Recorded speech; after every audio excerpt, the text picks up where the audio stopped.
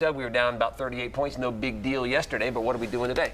We look to open up about 40 points so far this morning. We've had some really better than expected economic growth data out of Germany and France, and then just a few minutes ago, some U.S. economic numbers. Okay. Retail sales, you're getting that, is that what that is? That would be retail sales. Retail sales were much better than expected. Actually, the biggest increase in the last 4 months that we have seen, actually the largest increase since February and the first and 4 months. So, what are retail sales doing going up in the summertime? Do we know what's prompting that? And what was really interesting, the strongest area was electronics and appliances in the middle of summer of all things. So, hey, we'll take it. Buying freezers. That's right. Maybe that's it. Okay, so we're also looking at Home Depot today. Apparently, they're looking to change things up a bit.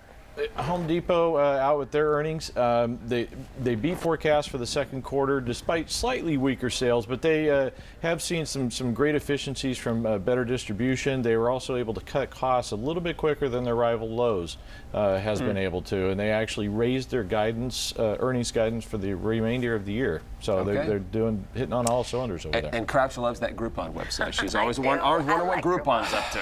Unfortunately, it's the old adage, the company versus the stock. The stock is set to open up down sharply today, probably at all-time lows. Now, the company just went public back in November, and it has seen it did beat its earnings forecast, but revenues were a major concern.